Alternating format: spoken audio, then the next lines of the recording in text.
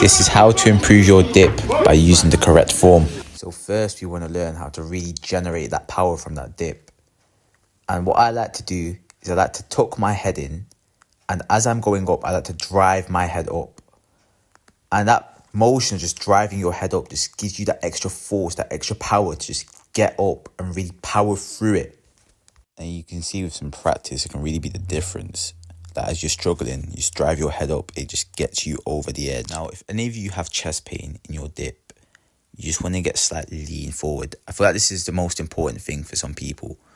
A slight lean forward just gets rid of that extra tension on your chest, and it gives you the right range of motion. Just a slight lean forward can make the world of difference.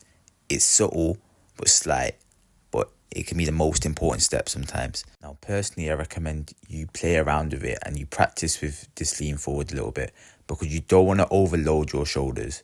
That is important. Make sure you're not overloading your shoulders. It may feel stiffer at the start, and that's natural, but you just want to find that sweet spot, and just personally, just I think it's best when you find what's ever comfortable for you. So the next step is to practice getting your dip to exactly 90 degrees. So I made a mistake this year when I competed.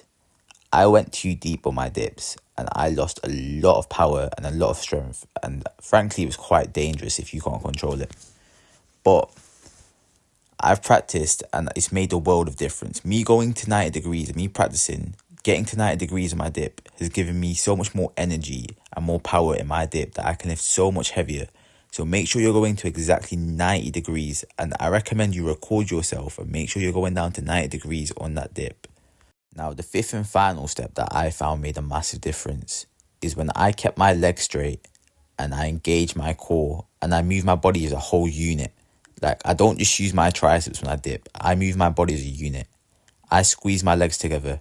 I engage my core. And this just gives me so much more power.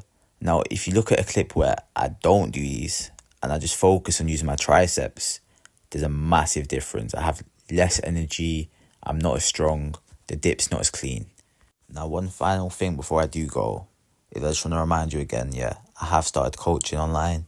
I just want to help people. If you need that extra push, that extra bit of motivation, or you just want to try and learn, I just want to see people change their lives, and it will do me the world of good if I can just have an impact on that.